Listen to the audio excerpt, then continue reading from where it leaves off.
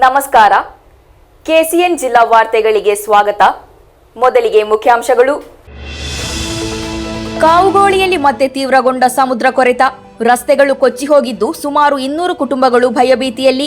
ಜನರ ಸುರಕ್ಷತೆ ಖಚಿತಪಡಿಸುವಲ್ಲಿ ಅಧಿಕಾರಿಗಳು ವಿಫಲರಾಗಿದ್ದು ಪ್ರದೇಶದಲ್ಲಿ ಜನತೆಯಿಂದ ವ್ಯಾಪಕ ಪ್ರತಿಭಟನೆ. 52 ದಿನಗಳ ಬಳಿಕ ಟ್ರೋಲಿಂಗ್ಗೆ ಅವಕಾಶ. ಮೀನುಗಾರರಿಗೆ ಸಿಹಿ ಸುದ್ದಿಯಾಗಿದ್ದು ಕಾರ್ಮಿಕರಿಗೆ ಸವಾಲೊಡ್ಡಿದ್ದ ಹದಗೆಟ್ಟ ಹವಾಮಾನ ಪರಿಸ್ಥಿತಿ. 7 ವರ್ಷದ ಬಾಲಕಿ ಮೇಲೆ ಅತ್ಯಾಚಾರ ಎಸಗಿದ ಪ್ರಕರಣದಲ್ಲಿ ಆರೋಪಿಗೆ ಜೀವಾವಧಿ ಶಿಕ್ಷೆ ಹಾಗೂ 20 ವರ್ಷ ಕಠಿಣ ಜೈಲು ಶಿಕ್ಷೆ. ಹೊಸದುರ್ಗ ಫಾಸ್ಟ್ ಟ್ರ್ಯಾಕ್ ವಿಶೇಷ ನ್ಯಾಯಾಲಯದಿಂದ ಆರೋಪಿಗೆ ಶಿಕ್ಷೆ ವಿಧಿ. 17 ವರ್ಷದ ಬಾಲಕಿಯನ್ನು ರಸ್ತೆಯಲ್ಲಿ ತಡೆದು ನಿಲ್ಲಿಸಿ ಕಿರುಕುಳ ನೀಡಿದ ಪ್ರಕರಣದಲ್ಲಿ ಆರೋಪಿಗೆ 1 ವರ್ಷ ಜೈಲು ಶಿಕ್ಷೆ ಹಾಗೂ ದಂಡ. ಹೊಸದುರ್ಗ ಫಾಸ್ಟ್ ಟ್ರ್ಯಾಕ್ ವಿಶೇಷ ನ್ಯಾಯಾಲಯದಿಂದ ತೀರ್ಪು. 72ನೇ ರಾಷ್ಟ್ರೀಯ ಪ್ರಶಸ್ತಿ ಪಡೆದ ರೂಪಶ್ರೀ ವರ್ಕಾಡಿ ಅವರಿಗೆ ಬಿಜೆಪಿ ಘಟಕದ ವತಿಯಿಂದ ಸನ್ಮಾನ. ನಾಟಕಗಳ ಮೂಲಕ ಪ್ರತಿಭೆಯನ್ನು ನಿರೂಪಿಸಿದ ರಾಷ್ಟ್ರೀಯ ಪ್ರಶಸ್ತಿ ಸಾಧನೆಯು ಕಾಸರಗೋಡು ಜಿಲ್ಲೆಗೆ ಹೆಮ್ಮೆ ಎಂದು ಎಂಎಲ್ ಅಶ್ವಿನಿ ಹೇಳಿಕೆ. ಮಾದಕ ವಸ್ತು ಕಳ್ಳಸಾಗಣೆ ಪ್ರಕರಣದ ಆರೋಪಿ ಕರ್ನಾಟಕದಲ್ಲಿ ಬಂಧನ. ತಲಂಗರೆ ಬಾಂಗೋಡ್ ನಿವಾಸಿ ಮೊಹಮ್ಮದ್ ಲಿಸಾನ್ ಅಲಿಯನ್ನು ಬಂಧಿಸಿದ ಮಂಜೇಶ್ವರ ಪೊಲೀಸರು. ವಾರ್ತೆಗಳು ವಿವರವಾಗಿ. ಕಾಸರಗೋಡಿನ ಕಾವುಗೋಳಿಯಲ್ಲಿ ಪುನಃ ಸಮುದ್ರ ಕೊರೆತ ತೀವ್ರಗೊಳ್ಳುತ್ತಿದೆ. ಈ ಪ್ರದೇಶದ ಮುಖ್ಯ ರಸ್ತೆಯು ಕೊರೆತದಿಂದ ಕೊಚ್ಚಿ ಹೋಗಿದೆ. ಕರಾವಳಿ ಪ್ರದೇಶಗಳಲ್ಲಿ ವಾಸಿಸುವ ಸುಮಾರು 200 ಕುಟುಂಬಗಳು ಭಯಭೀತರಾಗಿ ಜೀವಿಸುವ ಪರಿಸ್ಥಿತಿ ನಿರ್ಮಾಣಗೊಂಡಿದೆ. ಜನರ ಸುರಕ್ಷತೆಯನ್ನು ಖಚಿತಪಡಿಸಿಕೊಳ್ಳುವಲ್ಲಿ ಅಧಿಕಾರಿಗಳು ಸಂಪೂರ್ಣವಾಗಿ ವಿಫಲರಾಗಿದ್ದಾರೆ ಎಂದು ಆರೋಪಿಸಿ ವ್ಯಾಪಕ ಪ್ರತಿಭಟನೆಗಳು ಈ ಪ್ರದೇಶದಿಂದ ವ್ಯಕ್ತವಾಗುತ್ತಿದೆ.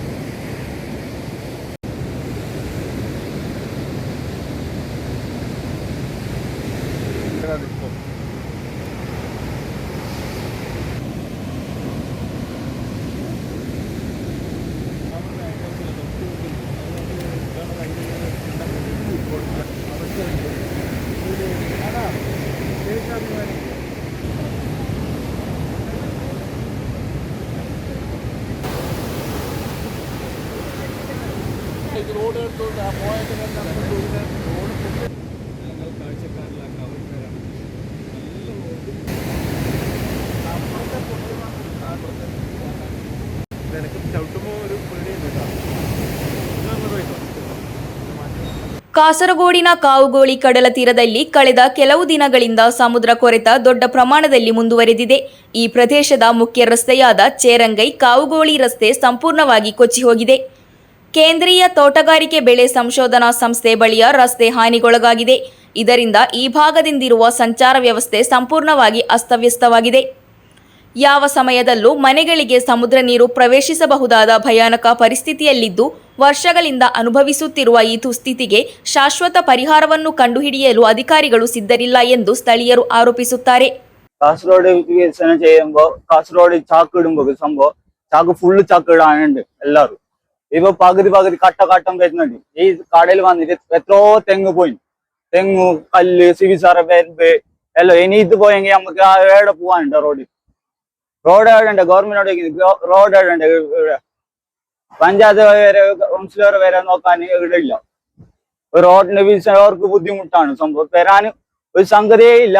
അതുകൊണ്ട് നമുക്ക് ദയവായിട്ട് മുഖ്യമന്ത്രിയോട് പറയേണ്ടത്, നമ്മൾ സംഭവം പറയുന്നത്, നമുക്ക് ഈ റോഡിന്റെ ഒരു നേരാക്കി തരണം. അതുകൊണ്ട് ഞാൻ പറയുന്ന നമ്മളെ കാസർഗോഡ് MLA-യോടും സംഗതി ഞാൻ പറയാൻ ഇതാക്കുന്നുണ്ട്.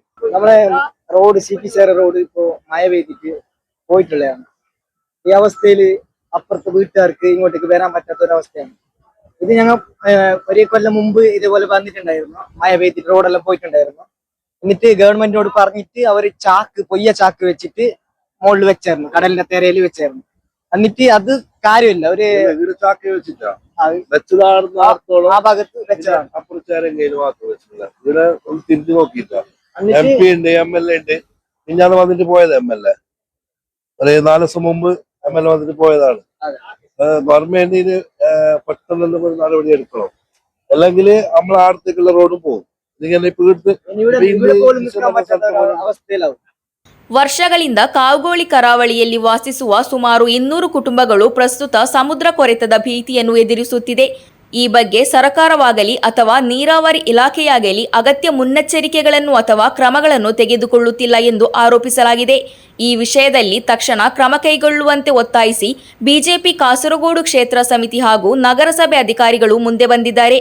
ಹಾನಿಗೊಳಗಾದ ರಸ್ತೆಯನ್ನು ತಕ್ಷಣವೇ ಪುನರ್ನಿರ್ಮಿಸಲು, ಸಂತ್ರಸ್ತ ಕುಟುಂಬಗಳಿಗೆ ತಕ್ಷಣದ ಆರ್ಥಿಕ ನೆರವು ಮತ್ತು ಪರಿಹಾರವನ್ನು ನೀಡಲು ಸರ್ಕಾರ ಸಿದ್ಧರಾಗಿರಬೇಕು ಎಂದು ಒತ್ತಾಯಿಸಿದರು. ಮುಂದಿನ ದಿನಗಳಲ್ಲಿ ಸಮುದ್ರ ಕೊರೆತ ತೀವ್ರಗೊಂಡರೆ ದೊಡ್ಡ ಹಾನಿ ಸಂಭವಿಸಬಹುದು ಎಂದು ಕರಾವಳಿ ನಿವಾಸಿಗಳು ಆತಂಕ ವ್ಯಕ್ತಪಡಿಸಿದ್ದಾರೆ.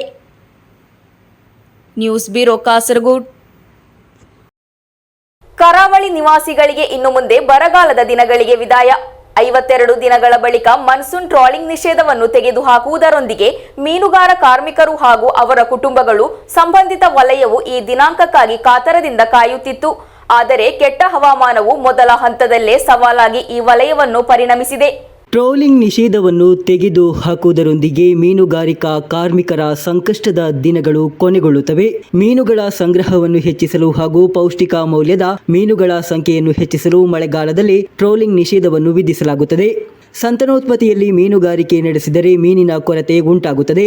ಈ ಕಾರಣದಿಂದ 52 ದಿನಗಳ ಟ್ರೋಲಿಂಗ್ ನಿಷೇಧದ ಬಳಿಕ ದೋಣಿಗಳು ಮಧ್ಯರಾತ್ರಿಯಲ್ಲಿಯೇ ಸಮುದ್ರಕ್ಕೆ ಹೊರಡಬೇಕಾಗಿತ್ತು. ಆದರೆ ಕೆಟ್ಟ ಹವಾಮಾನ ಘೋಷಣೆಯು ಮೀನುಗಾರಿಕೆಗೆ ಅಡಚಣೆಯಾಯಿತು. ಇದು ಮೀನುಗಾರರಿಗೆ ಕರಾಳ ರಾತ್ರಿಯಾಗಿ ಕಂಗೆಡಿಸಿತು. ಜಿಲ್ಲೆಯ ಪ್ರಮುಖ ಮೀನುಗಾರಿಕಾ ಬಂದರು ಮಡಗರದಲ್ಲಿ 100ಕ್ಕೂ ಹೆಚ್ಚು ದೋಣಿಗಳು ಸಮುದ್ರಕ್ಕೆ ಹೋಗಲು ಕಾಯುತ್ತಿವೆ. ಈ ಮಧ್ಯೆ ಟ್ರೋಲಿಂಗ್ ನಿಷೇಧದ ಸಮಯದಲ್ಲಿ ತಮ್ಮ ತಾಯ್ನಾಡಿಗೆ ಹೋದ ಅನೇಕ ಮೀನುಗಾರಿಕಾ ಕಾರ್ಮಿಕರು ಹಿಂತಿರುಗಿಲ್ಲ. ಅವರು ಹಿಂತಿರುಗಿದಾಗ ಸಮುದ್ರಕ್ಕೆ ಹೋಗಲು ಕಾಯುತ್ತಿದ್ದಾರೆ ಎಂಬ ಮಾಹಿತಿಯೂ ಇದೆ. ಆದರೆ ಈ ಬಾರಿ ಟ್ರೋಲಿಂಗ್ ಸಮಯದಲ್ಲಿ ಸಮುದ್ರಕ್ಕೆ ಹೋದ ದೋಣಿಗಳಿಗೆ ನಿರೀಕ್ಷಿಸಿದಷ್ಟು ಮೀನು ಲಭ್ಯವಾಗಿಲ್ಲ. ಹವಾಮಾನವು ಇಲ್ಲಿ ಮೋಸ ಮಾಡಿದೆ ಎಂದು ಕಾರ್ಮಿಕರು ಬೇಸರ ವ್ಯಕ್ತಪಡಿಸಿದರು. ಈ ಬಾರಿ ಬೇಕಲ್ನಿಂದ ಪಯಂಗಡಿ ತೀರದವರೆಗೆ ಸಿಗಡಿ ಹಿಂಡುಗಳು ಕೂಡ ಕಾಣಿಸಿಕೊಂಡಿಲ್ಲ ಎಂದು ಮೀನುಗಾರರು ಹೇಳುತ್ತಾರೆ. ಶನಿವಾರ ಮಧ್ಯಾಹ್ನ 2:30ರವರೆಗೆ ಜಿಲ್ಲೆಯಲ್ಲಿ ಹೆಚ್ಚಿನ ಅಲೆಗಳಿಂದಾಗಿ ಸಮುದ್ರದ ಸವೆತದ ಸಾಧ್ಯತೆ ಇದೆ ಎಂದು ರಾಷ್ಟ್ರೀಯ ಸಾಗರ ಹಾಗೂ ವಾತಾವರಣ ಆಡಳಿತ ಘೋಷಣೆಯು ಮೀನುಗಾರರಿಗೆ ನಿರಾಶಾದಾಯಕತೆಯನ್ನು ಮತ್ತೆ ಉಂಟು ಮಾಡಿದೆ. ಮಳೆ ಕಡಿಮೆಯಾಗಿ ಹವಾಮಾನ ಎಚ್ಚರಿಕೆಗಳನ್ನು ಹಿಂತೆಗೆದುಕೊಳ್ಳುವುದರಿಂದ ಈ ಬಾರಿ ಸಾಕಷ್ಟು ಮೀನುಗಳು ಸಿಗುತ್ತವೆ ಎಂದು ಕಾರ್ಮಿಕರು ಆಶಿಸುತ್ತಿದ್ದಾರೆ. ಪ್ರತಿಕೂಲ ಹವಾಮಾನ ಪರಿಸ್ಥಿತಿಗಳು ಕಳೆದ ಬಳಿಕ ಹಡಗುಗಳು ಸಮುದ್ರಕ್ಕೆ ಹೋಗಲು ಪ್ರಾರಂಭಿಸುತ್ತವೆ. ಟ್ರೋಲಿಂಗ್ ನಿಷೇಧದ ಸಮಯದಲ್ಲಿ ಉದ್ಯೋಗವಿಲ್ಲದೆ ಉಳಿದಿರುವ ದೋಣಿ ಕೆಲಸಗಾರರು ಹಾಗೂ ಮಿತ್ರ ಕೆಲಸಗಾರರು ಕಡಲಮ್ಮ ತಮ್ಮನ್ನು ಮೋಸ ಮಾಡುವುದಿಲ್ಲ ಎಂದು ವಿಶ್ವಾಸದಲ್ಲಿದ್ದಾರೆ. ಟ್ರೋಲಿಂಗ್ ನಿಷೇಧದ ಸಮಯದಲ್ಲಿ ಮೀನುಗಾರಿಕಾ ದೋಣಿಗಳು ಸಮುದ್ರಕ್ಕೆ ಹೋಗದಂತೆ ತಡೆಯಲು ಸಾಗರ ಜಾರಿ ಮೀನುಗಾರಿಕಾ ಅಧಿಕಾರಿಗಳು ಹಾಗೂ ಪೊಲೀಸರು ಎಂದಿನಂತೆ ಬಲವಾದ ಭದ್ರತೆಯನ್ನು ಏರ್ಪಡಿಸಿದ್ದರು. ಈ ಬಾರಿ ಯಾರೂ ಕಾನೂನನ್ನು ಉಲ್ಲಂಘಿಸಲು ಧೈರ್ಯ ಮಾಡಿಲ್ಲ. ಪ್ರಸ್ತುತ ಎಲ್ಲ ದೋಣಿಗಳು ಸಮುದ್ರಕ್ಕೆ ಹೋಗುವುದರಿಂದ ಮೀನುಗಾರಿಕೆ ಬಂದರುಗಳು ಹಾಗೂ ಮೀನುಗಾರಿಕಾ ಕೇಂದ್ರಗಳು ಸಕ್ರಿಯಗೊಂಡಿವೆ. ಇದು ತೀವ್ರವಾಗಿ ಏರುತ್ತಿರುವ ಮೀನಿನ ಬೆಲೆಗಳನ್ನು ಮುಂದಿನ ದಿನಗಳಲ್ಲಿ ಕಡಿಮೆ ಮಾಡುತ್ತದೆ ಎಂದು ನಂಬಲಾಗುತ್ತಿದೆ. News bureau Kasaragod. 7 ವರ್ಷದ ಬಾಲಕಿಯ ಮೇಲೆ ಅತ್ಯಾಚಾರ ಎಸಗಿದ ಪ್ರಕರಣದಲ್ಲಿ ಆರೋಪಿಗೆ ಜೀವಾವಧಿ ಶಿಕ್ಷೆ ಹಾಗೂ 20 ವರ್ಷಗಳ ಕಠಿಣ ಜೈಲು ಶಿಕ್ಷೆ ವಿಧಿಸಲಾಗಿದೆ. ಕಾಸರಗೋಡು ಮಾಲೋಮ್ ಪಾಪಿನಿ ಮನೆಯ ಅದಿರು ಮಾವು ನಿವಾಸಿ ಅನೀಶ್ ಎಂಬಾತನಿಗೆ ಹೊಸದುರ್ಗ ಫಾಸ್ಟ್ ಟ್ರ್ಯಾಕ್ ವಿಶೇಷ ನ್ಯಾಯಾಲಯವು ಶಿಕ್ಷೆ ವಿಧಿಸಿದೆ. ಅಪ್ರಾಪ್ತ ಬಾಲಕಿಯ ಮೇಲೆ ಕ್ರೂರವಾಗಿ ಲೈಂಗಿಕ ದೌರ್ಜನ್ಯ ಎಸಗಿದ ಪ್ರಕರಣದಲ್ಲಿ ಆರೋಪಿಗೆ ಜೀವಾವಧಿ ಶಿಕ್ಷೆ ಹಾಗೂ 20 ವರ್ಷಗಳ ಕಠಿಣ ಜೈಲು ಶಿಕ್ಷೆ ವಿಧಿಸಲಾಗಿದೆ. ಕಾಸರಗೋಡು ಅದಿರುಮಾವು ಮಾಲೋಮ್ ಗ್ರಾಮದ ನಿವಾಸಿ ಅನೀಶ್ ಪಿಡಿ ಎಂಬಾತನಿಗೆ ಹೊಸದುರ್ಗ ತ್ವರಿತಗತಿ ವಿಶೇಷ ನ್ಯಾಯಾಲಯ ಶಿಕ್ಷೆ ವಿಧಿಸಿದೆ. ಶಿಕ್ಷೆಯ ಜೊತೆಗೆ 80,000 ರೂಪಾಯಿ ದಂಡ ವಿಧಿಸಲಾಗಿದೆ. ದಂಡ ಪಾವತಿಸದಿದ್ದರೆ ಆರೋಪಿ ಹೆಚ್ಚುವರಿಯಾಗಿ 2 ವರ್ಷ ಜೈಲು ಶಿಕ್ಷೆ ಅನುಭವಿಸಬೇಕಾಗುತ್ತದೆ. ಚಿತ್ತಾರಿಕಲ್ ಪೊಲೀಸ್ ಠಾಣಾ ವ್ಯಾಪ್ತಿಯಲ್ಲಿ 2021ರಲ್ಲಿ ಈ ಘಟನೆ ನಡೆದಿದ್ದು, 7 ವರ್ಷದ ಬಾಲಕಿ ವಾಸಿಸುತ್ತಿದ್ದ ಮನೆಗೆ ನುಗ್ಗಿ ಮದ್ಯ ನೀಡಿ ಕ್ರೂರವಾಗಿ ಲೈಂಗಿಕ ದೌರ್ಜನ್ಯ ಎಸಗಿದ್ದಾನೆ ಎಂದು ತಿಳಿದುಬಂದಿದೆ. ಹೊಸದುರ್ಗ ತ್ವರಿತಗತಿ ವಿಶೇಷ ನ್ಯಾಯಾಲಯದ ನ್ಯಾಯಾಧೀಶ ಸುರೇಶ್ ಪಿಎಂ ಪ್ರಕರಣದಲ್ಲಿ ಶಿಕ್ಷೆ ವಿಧಿಸಿದ್ದಾರೆ. ಚಿತ್ತಾರಿಕಲ್ ಪೊಲೀಸ್ ಠಾಣೆಯಲ್ಲಿ ದಾಖಲಾಗಿದ್ದ ಪ್ರಕರಣದ ತನಿಖೆಯನ್ನು ಅಂದಿನ ಪೊಲೀಸ್ ನಿರೀಕ್ಷಕ ರಂಜಿತ್ ರವೀಂದ್ರನ್ ಪೂರ್ಣಗೊಳಿಸಿ ನ್ಯಾಯಾಲಯಕ್ಕೆ ಆರೋಪಿ ಪಟ್ಟಿ ಸಲ್ಲಿಸಿದರು. ಪ್ರಾಸಿಕ್ಯೂಷನ್ ಪರವಾಗಿ ವಿಶೇಷ ಸಾರ್ವಜನಿಕ ಅಭಿಯೋಜಕ ಗಂಗಾಧರನ್ ಎ ಹಾಜರಾದರು. News bureau Kanhangad. 17 ವರ್ಷದ ಬಾಲಕಿಯನ್ನು ರಸ್ತೆಯಲ್ಲಿ ತಡೆದು ನಿಲ್ಲಿಸಿ ಕಿರುಕುಳ ನೀಡಿದ ಪ್ರಕರಣದಲ್ಲಿ ಆರೋಪಿಗೆ 1 ವರ್ಷ ಜೈಲು ಶಿಕ್ಷೆ ಹಾಗೂ ದಂಡ ವಿಧಿಸಿ ನ್ಯಾಯಾಲಯ ತೀರ್ಪು ನೀಡಿದೆ. ಬೇಡಡುಕ ಮುನ್ನಾಡ್ ಚೇಡಿಮೊಟ್ಟ ತಟ್ಟು ಮಲ್ಮನೆಯ ಕಬೀರ್ ಎಂಬಾತನಿಗೆ ಹೊಸದುರ್ಗ ಫಾಸ್ಟ್ ಟ್ರ್ಯಾಕ್ ವಿಶೇಷ ನ್ಯಾಯಾಲಯ ಶಿಕ್ಷೆ ವಿಧಿಸಿದೆ. ರಸ್ತೆಯಲ್ಲಿ ನಡೆದುಕೊಂಡು ಹೋಗುತ್ತಿದ್ದ ಅಪ್ರಾಪ್ತ ಬಾಲಕಿಯನ್ನು ಹಿಂಬಾಲಿಸಿ ಲೈಂಗಿಕ ಉದ್ದೇಶದಿಂದ ಕಿರುಕುಳ ನೀಡಲು ಯತ್ನಿಸಿದ ಪ್ರಕರಣದಲ್ಲಿ ಆರೋಪಿಗೆ ಜೈಲು ಶಿಕ್ಷೆ ಹಾಗೂ ದಂಡ ವಿಧಿಸಲಾಗಿದೆ. ಬೇಡಡ್ಕ ಮುನ್ನಾಡ್ ಚೆಟ್ಟಿಮೊಟ್ಟ ತಟ್ಟಮಲ್ ನಿವಾಸಿ ಕಬೀರ್ ಎಂಬಾತನಿಗೆ ಹೊಸದುರ್ಗ ಫಾಸ್ಟ್ ಟ್ರ್ಯಾಕ್ ವಿಶೇಷ ನ್ಯಾಯಾಲಯವು ಶಿಕ್ಷೆ ವಿಧಿಸಿದೆ. ನ್ಯಾಯಾಲಯವು ಆತನಿಗೆ 1 ವರ್ಷ ಜೈಲು ಶಿಕ್ಷೆ ಹಾಗೂ 10,000 ರೂಪಾಯಿ ದಂಡ ವಿಧಿಸಿದೆ. ದಂಡ ಪಾವತಿಸದಿದ್ದರೆ ಆರೋಪಿಯು ಹೆಚ್ಚುವರಿಯಾಗಿ 6 ತಿಂಗಳು ಜೈಲು ಶಿಕ್ಷೆ ಅನುಭವಿಸಬೇಕಾಗುತ್ತದೆ. 2025 ಜನವರಿ 29ರಂದು ಬೆಳಗ್ಗೆ ಆರೋಪಿಯು ಕಳನಾಡಿನಲ್ಲಿ ರಸ್ತೆಯಲ್ಲಿ ನಡೆದುಕೊಂಡು ಹೋಗುತ್ತಿದ್ದ 17 ವರ್ಷದ ಬಾಲಕಿಯನ್ನು ದುರುದ್ದೇಶಪೂರ್ವಕವಾಗಿ ಹಿಂಬಾಲಿಸಿ ತನ್ನ ಸ್ಕೂಟರ್ನಲ್ಲಿ ಹತ್ತುವಂತೆ ಹೇಳಿ ಕಿರುಕುಳ ನೀಡಿದ ಎಂದು ಪ್ರಕರಣ ದಾಖಲಾಗಿತ್ತು. ಹೊಸದುರ್ಗ ಫಾಸ್ಟ್ ಟ್ರ್ಯಾಕ್ ವಿಶೇಷ ನ್ಯಾಯಾಲಯದ ನ್ಯಾಯಾಧೀಶ ಸುರೇಶ್ ಪಿಎಂ ಪ್ರಕರಣದ ಆರೋಪಿಗೆ ಶಿಕ್ಷೆ ವಿಧಿಸಿದ್ದಾರೆ. ಮೇಲ್ಪರಂಬ ಪೊಲೀಸ್ ಠಾಣೆಯಲ್ಲಿ ದಾಖಲಾಗಿದ್ದ ಪ್ರಕರಣವನ್ನು ತನಿಖಾಧಿಕಾರಿಯಾಗಿದ್ದ ಅಂದಿನ ಪೊಲೀಸ್ ಸಬ್ ಇನ್ಸ್ಪೆಕ್ಟರ್ ವೇಲಾಯುಧನ್ಗೆ ತನಿಖೆ ನಡೆಸಿ ನ್ಯಾಯಾಲಯಕ್ಕೆ ಆರೋಪಿ ಪಟ್ಟಿ ಸಲ್ಲಿಸಿದರು. ವಿಶೇಷ ಸಾರ್ವಜನಿಕ ಅಭಿಯೋಜಕ ಗಂಗಾಧರ ಎ ಪ್ರಾಸಿಕ್ಯೂಷನ್ ಪರವಾಗಿ ಹಾಜರಾದರು. News bureau, ಕಾಞಂಗಾಡ್. 72ನೇ ರಾಷ್ಟ್ರೀಯ ಚಲನಚಿತ್ರ ಪ್ರಶಸ್ತಿಗಳಲ್ಲಿ ಅತ್ಯುತ್ತಮ ಪೋಷಕ ನಟಿ ರಾಷ್ಟ್ರೀಯ ಪ್ರಶಸ್ತಿ ಪಡೆದ ಕಾಸರಗೋಡು ವರ್ಕಾಡಿ ನಿವಾಸಿ ರೂಪಶ್ರೀ ವರ್ಕಾಡಿಯವರನ್ನು ಬಿಜೆಪಿ ಜಿಲ್ಲಾ ಘಟಕದ ವತಿಯಿಂದ ಅಭಿನಂದಿಸಲಾಯಿತು. 100 ನಾಟಕಗಳ ಮೂಲಕ ತಮ್ಮ ಪ್ರತಿಭೆಯನ್ನು ನಿರೂಪಿಸಿದ ರೂಪಶ್ರೀ ಅವರು ರಾಷ್ಟ್ರೀಯ ಪ್ರಶಸ್ತಿ ಸಾಧನೆ ಕಾಸರಗೋಡು ಜಿಲ್ಲೆಗೆ ಹೆಮ್ಮೆಯಾಗಿದೆ ಎಂದು ಬಿಜೆಪಿ ಜಿಲ್ಲಾಧ್ಯಕ್ಷೆ ಎಂಎಲ್ ಅಶ್ವಿನಿ ಹೇಳಿದರು. 72ನೇ ರಾಷ್ಟ್ರೀಯ ಚಲನಚಿತ್ರ ಪ್ರಶಸ್ತಿಗಳಲ್ಲಿ ಅತ್ಯುತ್ತಮ ಪೋಷಕ ನಟಿ ಎಂಬ ಪ್ರಶಸ್ತಿ ಪಡೆದ ಕಾಸರಗೋಡು ವರ್ಕಾಡಿ ನಿವಾಸಿ ರೂಪಶ್ರೀ ವರ್ಕಾಡಿ ಅವರನ್ನು ಬಿಜೆಪಿ ಜಿಲ್ಲಾ ಘಟಕ ವತಿಯಿಂದ ಅಭಿನಂದಿಸಲಾಯಿತು.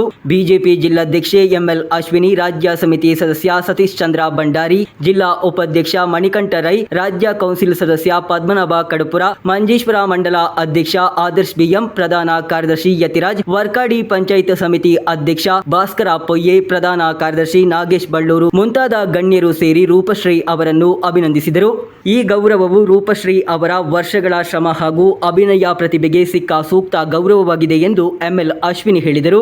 100 ನಾಟಕಗಳ ಮೂಲಕ ತಮ್ಮ ಪ್ರತಿಭೆಯನ್ನು ನಿರೂಪಿಸಿದ ರೂಪಶ್ರೀ ಅವರ ರಾಷ್ಟ್ರೀಯ ಪ್ರಶಸ್ತಿ ಸಾಧನೆ ಕಾಸರಗೋಡು ಜಿಲ್ಲೆಗೆ ಹೆಮ್ಮೆ ತಂದಿದೆ ಎಂದು ಅಶ್ವಿನಿ ಮೆಚ್ಚುಗೆ ವ್ಯಕ್ತಪಡಿಸಿದರು. News bureau, Kasaragod. ಮಾದಕ ವಸ್ತು ಕಳ್ಳಸಾಗಣೆ ಪ್ರಕರಣದ ಆರೋಪಿಯನ್ನು ಮಂಜೇಶ್ವರ ಪೊಲೀಸರು ಕರ್ನಾಟಕದಲ್ಲಿ ಬಂಧಿಸಿದ್ದಾರೆ. ತಲಂಗರೆ ಬಾಂಗೋಡ್ ಶಬೀಬಾಗ್ ಹೌಸಿನ ನಿವಾಸಿ ಮೊಹಮ್ಮದ್ ಲಿಜಾನ್ ಅಲಿ ಎಂಬಾತನನ್ನು ಬಂಧಿಸಲಾಗಿರುವುದು.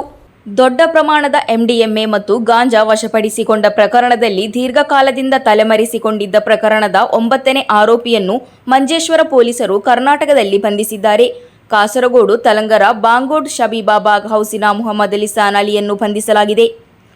ಕರ್ನಾಟಕದ ಮಡಿಕೇರಿಯ ಕುಶಾಲನಗರದಲ್ಲಿ ತಲೆಮರೆಸಿಕೊಂಡಿದ್ದ ಆತನನ್ನು ಬಂಧಿಸಲಾಗಿದ್ದು, ಮಾದಕ ವಸ್ತು ಸಾಗಣೆಗಾಗಿ ದೊಡ್ಡ ಮೊತ್ತದ ಹಣವನ್ನು ಖರ್ಚು ಮಾಡಿದ್ದು ಲಿಜಾನ್ ಅಲಿಯಾಗಿದ್ದಾನೆ ಎಂದು ಪೊಲೀಸರು ತನಿಖೆಯಲ್ಲಿ ದೃಢಪಡಿಸಿದ್ದಾರೆ. ಬಳಿಕ ಆರೋಪಿಯನ್ನು ಹುಡುಕಲು ಪ್ರಯತ್ನಗಳು ನಡೆಯುತ್ತಿರುವಾಗ ಕರ್ನಾಟಕದಲ್ಲಿ ತಲೆಮರೆಸಿಕೊಂಡಿದ್ದಾನೆ ಎಂದು ತಿಳಿದು ಬಂದಿದೆ. ರಹಸ್ಯ ಮಾಹಿತಿಯ ಮೇರೆಗೆ ಪೊಲೀಸರು ಸ್ಥಳಕ್ಕೆ ತಲುಪಿ ಆತನನ್ನು ಬಂಧಿಸಿದ್ದಾರೆ. ಕಾಸರಗೋಡು ಎಎಸ್ಪಿ ಅಶೋಕ್ ಅಚ್ಯುತ್ ಮೇಲ್ವಿಚಾರಣೆಯಲ್ಲಿ ಮಂಜೇಶ್ವರ ಇನ್ಸ್ಪೆಕ್ಟರ್ ಪಿಕೆ ಜಿಜೇಶ್ ಹಾಗೂ ತಂಡ ಆರೋಪಿಯನ್ನು ಬಂಧಿಸಿದೆ. News bureau, Manjeshwar. ಕಾಸರಗೋಡು ಜಿಲ್ಲೆಯಿಂದ ಮೊದಲ ಬಾರಿಗೆ ಆಯೋಜಿಸಲಾಗುತ್ತಿರುವ ರಾಜ್ಯ ಯೋಗ ಕ್ರೀಡಾ ಚಾಂಪಿಯನ್ಶಿಪ್ ಕಾಲಿಕಡವು ಕರಕೆಕಾವು ಸಭಾಂಗಣದಲ್ಲಿ ಅದ್ದೂರಿಯಾಗಿ ಆರಂಭಗೊಂಡಿತು. 4 ದಿನಗಳ ಕಾಲ ನಡೆಯಲಿರುವ ಈ ಚಾಂಪಿಯನ್ಶಿಪ್ನಲ್ಲಿ ರಾಜ್ಯದ 14 ಜಿಲ್ಲೆಗಳಿಂದ ಸ್ಪರ್ಧಿಗಳು ಭಾಗವಹಿಸಿದ್ದಾರೆ. ಭಾರತದಿಂದ ಇತರ ದೇಶಗಳಿಗೆ ಹರಡಿರುವ ಯೋಗದ ಸಬ್ ಜೂನಿಯರ್, ಜೂನಿಯರ್ ಹಾಗೂ ಸೀನಿಯರ್ ವಿಭಾಗಗಳಲ್ಲಿ ಬಾಲಕ ಹಾಗೂ ಬಾಲಕಿಯರಿಗಾಗಿ ವ್ಯವಸ್ಥಿತ ಮತ್ತು ಸಮಯಕ್ಕೆ ಸೀಮಿತವಾದ ಸ್ಪರ್ಧೆಗಳನ್ನು ಪ್ರಾರಂಭಿಸಲಾಗಿದೆ. ಕೇರಳದ ಯೋಗ ಅಸೋಸಿಯೇಷನ್ ಆಶ್ರಯದಲ್ಲಿ ಕರಕಾವು ಸಭಾಂಗಣದಲ್ಲಿ ಆಯೋಜಿಸಿದ್ದ ರಾಜ್ಯ ಚಾಂಪಿಯನ್ಶಿಪ್ ಯೋಗ ಸ್ಪರ್ಧೆಯನ್ನು ಶಾಸಕ ಸಂದೀಪ್ ವಾರಿಯರ್ ಉದ್ಘಾಟಿಸಿದರು. യോഗ എന്ന് പറയുമ്പോൾ ഒരു കാലത്ത് അതിനെ ഏതെങ്കിലും ഒരു വിശ്വാസ പ്രമാണവുമായി മതവിഭാഗത്തിൻ്റെ ആചാരവുമായി ഒക്കെ ചേർത്ത് കിട്ടിയിരുന്നെങ്കിൽ ഇന്ന് വിശ്വം മുഴുവൻ യോഗയെ ആദരിക്കുകയും ഉൾക്കൊള്ളുകയും ചെയ്യുന്ന ഒരു കാലഘട്ടത്തിലാണ് നമ്മൾ ജീവിക്കുന്നത്. പതഞ്ജലി മഹർഷി യോഗശാസ്ത്രം ഡിസൈൻ ചെയ്യുമ്പോൾ അതേതെങ്കിലും ഒരു മതവിഭാഗത്തിന് വേണ്ടി മാത്രമുള്ളതായി ഡിസൈൻ ചെയ്തതാണെന്ന് ഞാൻ വിശ്വസിക്കുന്നില്ല. മറിച്ച് നമ്മുടെ ഋഷീശ്വരന്മാർ എന്തൊക്കെ എഴുതിയിട്ടുണ്ടോ, എന്തൊക്കെ പറഞ്ഞിട്ടുണ്ടോ, എന്തൊക്കെ ചെയ്തിട്ടുണ്ടോ അത് ലോകത്തിന് മുഴുവൻ വേണ്ടി ചെയ്തിട്ടുള്ളതാണ്. ಸಂಘಟನಾ ಸಮಿತಿಯ ಅಧ್ಯಕ್ಷೆ ಸಿಎಂ ಮೀನಕುಮಾರಿ ಅಧ್ಯಕ್ಷತೆ ವಹಿಸಿದರು. ಯೋಗ ಅಸೋಸಿಯೇಷನ್ ರಾಜ್ಯ ಅಧ್ಯಕ್ಷ ಅಡ್ವೊಕೇಟ್ ಬಿ ಬಾಲಚಂದ್ರನ್, ಆಯೋಜನಾ ಸಮಿತಿಯ ಪ್ರಧಾನ ಸಂಚಾಲಕ ಕೆವಿ ಗಣೇಶ್, ಗ್ರಾಮ ಪಂಚಾಯತ್ ಸ್ಥಾಯಿ ಸಮಿತಿ ಅಧ್ಯಕ್ಷೆ ಕೆ ಹೇಮಾಂಬಿಕಾ, ಪಂಚಾಯತ್ ಸದಸ್ಯ ವಿಎಂ ಕುಮಾರನ್, ರಾಷ್ಟ್ರೀಯ ಯೋಗ ಒಕ್ಕೂಟದ ಕಾರ್ಯದರ್ಶಿ ಸಂಜೀವ್ ಕುಮಾರ್, ಅಸೋಸಿಯೇಷನ್ ರಾಜ್ಯ ಕಾರ್ಯದರ್ಶಿ ಡಾಕ್ಟರ್ ಕೆ ರಾಜಗೋಪಾಲನ್, ರಾಜ್ಯ ಕ್ರೀಡಾ ಮಂಡಳಿ ಸದಸ್ಯ ಪಿಪಿ ಅಶೋಕನ್, ಯೋಗ ಅಸೋಸಿಯೇಷನ್ ಕಾಸರಗೋಡು ಜಿಲ್ಲಾ ಅಧ್ಯಕ್ಷ ವಿಎಂ ನಾರಾಯಣ್, ಕಾರ್ಯದರ್ಶಿ ಕೆಪಿ ಪ್ರದೀಪ್ ಕುಮಾರ್ ಮುಂತಾದವರು ಮಾತನಾಡಿದರು. ಕಾರಕ್ಕಾವು ಸಭಾಂಗಣದ 8 ವೇದಿಕೆಗಳಲ್ಲಿ ಶನಿವಾರ 18ರಿಂದ 45 ವರ್ಷದ ವಯಸ್ಸಿನ ಹಿರಿಯ ವಿಭಾಗದ ಪುರುಷ ಹಾಗೂ ಮಹಿಳೆಯರಿಗೆ 5 ವಿಭಾಗಗಳಲ್ಲಿ ಸ್ಪರ್ಧೆಗಳು ನಡೆಯಿತು. ಜೂನಿಯರ್ ಹಾಗೂ ಸಬ್ ಜೂನಿಯರ್ ಸ್ಪರ್ಧೆಗಳು ಸಹ ಪೂರ್ಣಗೊಂಡಿವೆ. ಪುರುಷರು ಹಾಗೂ ಮಹಿಳಾ ವಿಭಾಗಗಳಲ್ಲಿ ನೃತ್ಯ ಮತ್ತು ಸಂಗೀತವನ್ನು ಸಂಯೋಜಿಸುವ ಲಯಬದ್ಧ ಜೋಡಿ ಸ್ಪರ್ಧೆಗಳು ನಡೆಯಿತು. ಭಾನುವಾರ ಬೆಳಗ್ಗೆಯಿಂದ 18ರಿಂದ 35 ವರ್ಷ ವಯಸ್ಸಿನ ಹಿರಿಯರ ವಿಭಾಗದ ಉಳಿದ ಸ್ಪರ್ಧೆಗಳು ನಡೆಯಲಿವೆ. News bureau, ಚೆರ್ವತ್ತೂರು.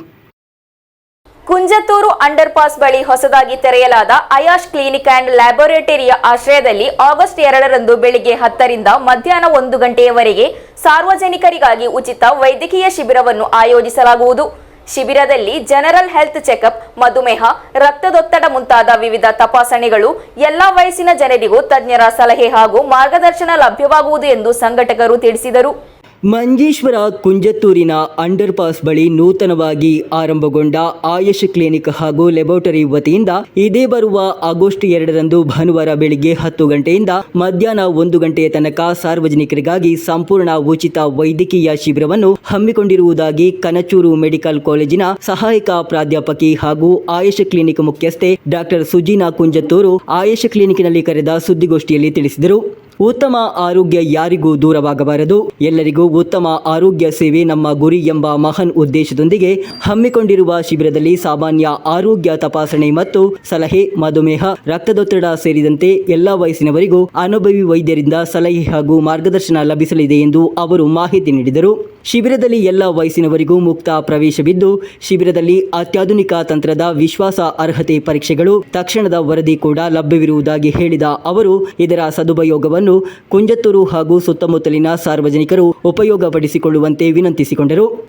ഞാൻ ഡോക്ടർ സുജീന സയ്യിദ് അലി, കനച്ചൂർ മെഡിക്കൽ കോളേജിൻ്റെ അസിസ്റ്റൻറ്റ് പ്രൊഫസർ, പത്തോളജി ഡിപ്പാർട്ട്മെൻറ്റിലെ, plus Ayush clinic and laboratory സർവീസിൻ്റെ ഓണർ. ഇതിപ്പോൾ ഞങ്ങൾ പുതിയതായിട്ട് തുടങ്ങിയ ഒരു ക്ലിനിക് പ്ലസ് ലാബൊറട്ടറി സർവീസസ്. ഇത് സിറ്റുവേറ്റ് ആകുന്നത് ഞങ്ങളെ Kunjathur KPS building, Kunjathur under ബൈപ്പാസിൻ്റെ അടുത്തായിട്ട്. ഈ ആഴ്ച തന്നെ ഞങ്ങൾക്ക് ഈ സൺഡേ ഞങ്ങളൊരു ഫ്രീ ഹെൽത്ത് ക്യാമ്പ് കണ്ടക്റ്റ് ആക്കുന്നത്. മെയിൻലി ബ്ലഡ് ഷുഗർ ടാർഗറ്റ് ആക്കിയിട്ട് ഞങ്ങൾ ഇതിൻ്റെ എയിം ഡയബറ്റീസ് ഭയങ്കര കോമൺ ആയതുകൊണ്ട് ഏർലി സ്ക്രീനിങ്, ഏർലി പ്രിവെൻഷൻ ഞങ്ങളുടെ ഗോൾ. അപ്പോൾ വരുന്ന എല്ലാവർക്കും RBS ഫ്രീ ആയിട്ട് ആക്കുന്നത്. പ്ലസ് അതുകൂടാണ്ട് അതിൻ്റെ കൺസൾട്ടേഷനും ഞങ്ങൾ ആക്കുന്നത്. പ്ലസ് അതുകൂടാണ്ട് കുറേ ഞങ്ങളെ ലാബൊറട്ടറി സർവീസസിന് 50% ഡിസ്കൗണ്ടും ഉണ്ട്. സോ ഐ റിക്വസ്റ്റ് എല്ലാവരുടെ ഇത് നല്ലോണം യൂസ് ആക്കിയിട്ട് ഇത് എല്ലാ നീടുള്ള ആൾക്കാർക്ക് എത്തിച്ചു കൊടുക്കുക. ಸುದ್ದಿಗೋಷ್ಠಿಯಲ್ಲಿ ಹಿರಿಯ ವೈದ್ಯ doctor Khader, managing director Syed Shukoor ಮುಂತಾದವರು ಉಪಸ್ಥಿತರಿದ್ದರು. Abdul Rehman Udyavar, news bureau, Manjeshwar. Motor ಸಾರಿಗೆ ನೌಕರರ ಯೂನಿಯನ್ CITU ಕಾಸರಗೋಡು ವಿಭಾಗ ಸಮಿತಿಯಿಂದ PV ಕೃಷ್ಣನ್ ಸ್ಮರಣಾರ್ಥ ಕಾರ್ಯಕ್ರಮ ಆಯೋಜಿಸಲಾಯಿತು. ಕಾರ್ಯಕ್ರಮದ ಭಾಗವಾಗಿ ಕಾಸರಗೋಡು ಜನರಲ್ ಆಸ್ಪತ್ರೆಯಲ್ಲಿ ರಕ್ತದಾನ ಶಿಬಿರ ನಡೆಯಿತು. ಜಿಲ್ಲಾಧ್ಯಕ್ಷ ಮಾಧವನ್ ಮಣಿಯರ ಸಂಸ್ಮರಣಾ ಕಾರ್ಯಕ್ರಮದ ಧ್ವಜಾರೋಹಣ ನೆರವೇರಿಸಿದರು. ಮೋಟಾರು ಸಾರಿಗೆ ನೌಕರರ ಯೂನಿಯನ್ ಕಾಸರಗೋಡು ವಿಭಾಗ ಸಮಿತಿಯು ಕಾಸರಗೋಡು ಹೊಸ ಬಸ್ ನಿಲ್ದಾಣದಲ್ಲಿ PV ಕೃಷ್ಣನ್ ಸಂಸ್ಮರಣಾ ಕಾರ್ಯಕ್ರಮ ಹಾಗೂ ಬಳಿಕ ಜನರಲ್ ಆಸ್ಪತ್ರೆಯಲ್ಲಿ ರಕ್ತದಾನ ಶಿಬಿರ ಆಯೋಜಿಸಿತ್ತು. ಸಂಸ್ಮರಣಾ ಕಾರ್ಯಕ್ರಮದಲ್ಲಿ ಒಕ್ಕೂಟದ ಜಿಲ್ಲಾಧ್ಯಕ್ಷ ಮಾಧವನ್ ಮಣಿಯರ ಧ್ವಜಾರೋಹಣ ನೆರವೇರಿಸಿ ಸ್ಮರಣಾರ್ಥ ಭಾಷಣ ಮಾಡಿದರು.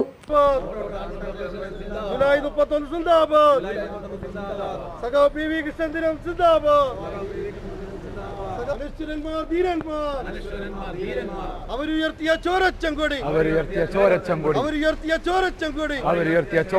ഞങ്ങൾ ഈ വാനിൽ ഉയർത്തിക്കെട്ടും. നേതാവ്, സംസ്ഥാന നേതാവ് നിലയിൽ ഈ മേഖലയിലെ കക്ഷി രാഷ്ട്രീയത്തിന് അതീതമായി 10,000-കണക്കിന് തൊഴിലാളികളെയാണ് ഈ യൂണിയനിലേക്ക് സഖാവ് കൃഷ്ണേട്ടൻ കൊണ്ടുവന്നത്. അതിൻ്റെ ഫലം കേരളത്തിനകത്ത് ഇടതുപക്ഷ ജനാധിപത്യ മുന്നണി ഗവൺമെൻറ് അധികാരത്തിൽ വന്നപ്പോഴാണ് സഖാവ് പി വി കൃഷ്ണേട്ടൻ മോട്ടോർ ട്രാൻസ്പോർട്ടിൻ്റെമായി ബന്ധപ്പെട്ടുകൊണ്ട് ക്ഷേമനിധി ബോർഡിൻ്റെ ചെയർമാനാകുന്നത്. അതുവരെ യാതൊരു ആനുകൂല്യവും ഒരു പ്രതിഫലവും ലഭിക്കാത്ത 10,000 വരുന്ന മോട്ടോർ ട്രാൻസ്പോർട്ട് എംപ്ലോയീസ് യൂണിയനായിട്ടുള്ള അതിലെ അംഗങ്ങളായിട്ടുള്ള ആളുകൾക്ക് ഈ ക്ഷേമനിധി ആനുകൂല്യം അവരുടെ അവകാശ സമ്പാദന പോരാട്ടത്തിൻ്റെ ഭാഗമായിട്ട് നേടിയെടുക്കാൻ സഖാവ് കൃഷ്ണേട്ടന് കഴിഞ്ഞിട്ടുണ്ട്.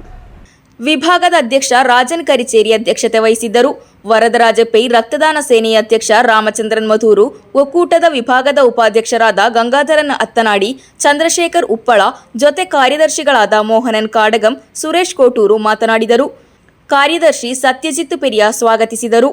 ವಿಭಾಗ ಸಮಿತಿ ಸದಸ್ಯರಾದ ಸದಾನಂದನ್ ಕುಂಬಳೆ, ಸಂಧ್ಯಾ ಬಸ್ ಚಾಲಕ ಬಾಲಚಂದ್ರನ್, ಶಾಫಿ ಅಡೂರು, ಯೂನಿಯನ್ ಪ್ರಮುಖ ಕಾರ್ಯಕರ್ತರಾದ ರತ್ನಾಕರ ಆಳ್ವ, ಜಾನಕಿ ಬಸ್ಸಿನ ಕಂಡಕ್ಟರ್ ಶರೀಫ್, ಶಿವಕುಮಾರ್ ಕಲ್ಲಕಟ್ಟ, ಲತೀಶ್ ಅಡೂರು, ಸಂತೋಷ್ ಕುಮಾರ್ ಬಾಯಾರ್ ಮೊದಲಾದವರು ಉಪಸ್ಥಿತರಿದ್ದರು. ಬಳಿಕ ಜನರಲ್ ಆಸ್ಪತ್ರೆಯಲ್ಲಿ ಯೂನಿಯನ್ ವತಿಯಿಂದ ನಡೆದ ರಕ್ತದಾನ ಶಿಬಿರದಲ್ಲಿ Satyajit Periya, Ramachandran Madhur, Suresh Kotur, Latheesh BP Adur, Shivakumar Kallakatta, Vishnu Kumbla, Janaki bus conductor Sharif, Devi bus ಚಾಲಕ ಪೀತಾಂಬರನ್, ಸತೀಶನ್ ಇಚ್ಚಿಲಂಗೋಡು, ರಾಜು ಮಂಜೇಶ್ವರ, ಅಮಲ್ ದೇವ್ ಬಂದಡುಕ ಮೊದಲಾದವರು ರಕ್ತದಾನ ಮಾಡಿದರು. News bureau Kasaragod. ಕಾಸರಗೋಡು ಬಂದಿಯೋಡು ನಡುವಿನ ರಾಷ್ಟ್ರೀಯ ಹೆದ್ದಾರಿಯಲ್ಲಿ ಕೆಎಸ್ಆರ್ಟಿಸಿ ಬಸ್ ಅಪಘಾತಕ್ಕೀಡಾಗುತ್ತಿರುವ ವಿಡಿಯೋ ಒಂದು ಇದೀಗ ಬಹಿರಂಗವಾಗಿದೆ. ಮಳೆಯಲ್ಲಿ ನಿಯಂತ್ರಣ ಕಳೆದುಕೊಂಡ ಬಸ್ ಅಡ್ಡಾದಿಡ್ಡಿಯಾಗಿ ವಿಭಜಕಕ್ಕೆ ಡಿಕ್ಕಿ ಹೊಡೆಯುತ್ತಿರುವುದನ್ನು ವಿಡಿಯೋ ಸೆರೆ ಹಿಡಿದಿದೆ. ಅಪಘಾತದಲ್ಲಿ ಯಾರಿಗೂ ಗಾಯಗಳಾಗಿಲ್ಲ.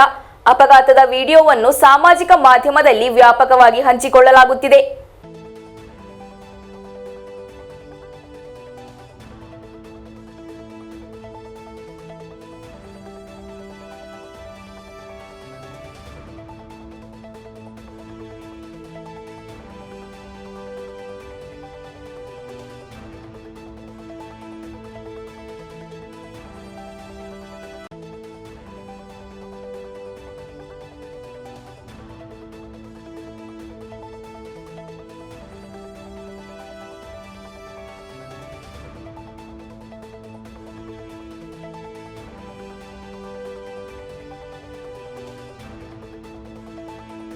ಕೊನೆಯಲ್ಲಿ ಮತ್ತೊಮ್ಮೆ ಮುಖ್ಯಾಂಶಗಳು. ಕಾವುಗೋಳಿಯಲ್ಲಿ ಮತ್ತೆ ತೀವ್ರಗೊಂಡ ಸಮುದ್ರ ಕೊರೆತ. ರಸ್ತೆಗಳು ಕೊಚ್ಚಿ ಹೋಗಿದ್ದು ಸುಮಾರು 200 ಕುಟುಂಬಗಳು ಭಯಭೀತಿಯಲ್ಲಿ. ಜನರ ಸುರಕ್ಷತೆ ಖಚಿತಪಡಿಸುವಲ್ಲಿ ಅಧಿಕಾರಿಗಳು ವಿಫಲರಾಗಿದ್ದು ಪ್ರದೇಶದಲ್ಲಿ ಜನತೆಯಿಂದ ವ್ಯಾಪಕ ಪ್ರತಿಭಟನೆ. 52 ದಿನಗಳ ಬಳಿಕ ಟ್ರೋಲಿಂಗ್ಗೆ ಅವಕಾಶ. ಮೀನುಗಾರರಿಗೆ ಸಿಹಿ ಸುದ್ದಿಯಾಗಿದ್ದು ಕಾರ್ಮಿಕರಿಗೆ ಸವಾಲೊಡ್ಡಿದ್ದ ಹದಗೆಟ್ಟ ಹವಾಮಾನ ಪರಿಸ್ಥಿತಿ. 7 ವರ್ಷದ ಬಾಲಕಿ ಮೇಲೆ ಅತ್ಯಾಚಾರ ಎಸಗಿದ ಪ್ರಕರಣದಲ್ಲಿ ಆರೋಪಿಗೆ ಜೀವಾವಧಿ ಶಿಕ್ಷೆ ಹಾಗೂ 20 ವರ್ಷ ಕಠಿಣ ಜೈಲು ಶಿಕ್ಷೆ. ಹೊಸದುರ್ಗ ಫಾಸ್ಟ್ ಟ್ರ್ಯಾಕ್ ವಿಶೇಷ ನ್ಯಾಯಾಲಯದಿಂದ ಆರೋಪಿಗೆ ಶಿಕ್ಷೆ ವಿಧಿ. 17 ವರ್ಷದ ಬಾಲಕಿಯನ್ನು ರಸ್ತೆಯಲ್ಲಿ ತಡೆದು ನಿಲ್ಲಿಸಿ ಕಿರುಕುಳ ನೀಡಿದ ಪ್ರಕರಣದಲ್ಲಿ ಆರೋಪಿಗೆ 1 ವರ್ಷ ಜೈಲು ಶಿಕ್ಷೆ ಹಾಗೂ ದಂಡ. ಹೊಸದುರ್ಗ ಫಾಸ್ಟ್ ಟ್ರ್ಯಾಕ್ ವಿಶೇಷ ನ್ಯಾಯಾಲಯದಿಂದ ತೀರ್ಪು. 72ನೇ ರಾಷ್ಟ್ರೀಯ ಪ್ರಶಸ್ತಿ ಪಡೆದ ರೂಪಶ್ರೀ ವರ್ಕಾಡಿ ಅವರಿಗೆ ಬಿಜೆಪಿ ಘಟಕದ ವತಿಯಿಂದ ಸನ್ಮಾನ. ನಾಟಕಗಳ ಮೂಲಕ ಪ್ರತಿಭೆಯನ್ನು ನಿರೂಪಿಸಿದ ರಾಷ್ಟ್ರೀಯ ಪ್ರಶಸ್ತಿ ಸಾಧನೆಯು ಕಾಸರಗೋಡು ಜಿಲ್ಲೆಗೆ ಹೆಮ್ಮೆ ಎಂದು ಎಂಎಲ್ ಅಶ್ವಿನಿ ಹೇಳಿಕೆ. ಮಾದಕ ವಸ್ತು ಕಳ್ಳಸಾಗಣೆ ಪ್ರಕರಣದ ಆರೋಪಿ ಕರ್ನಾಟಕದಲ್ಲಿ ಬಂಧನ. ತಲಂಗರೆ ಬಾಂಗೋಡ್ ನಿವಾಸಿ ಮೊಹಮ್ಮದ್ ಲಿಸಾನ್ ಅಲಿಯನ್ನು ಬಂಧಿಸಿದ ಮಂಜೇಶ್ವರ ಪೊಲೀಸರು. ಇಂದಿನ ವಾರ್ತಾ ಸಂಚಿಕೆ ಇಲ್ಲಿಗೆ ಮುಕ್ತಾಯವಾಯಿತು. ಮುಂದಿನ ವಾರ್ತಾ ಸಂಚಿಕೆಯಲ್ಲಿ ಮತ್ತೆ ಭೇಟಿಯಾಗೋಣ. ವಂದನೆಗಳು.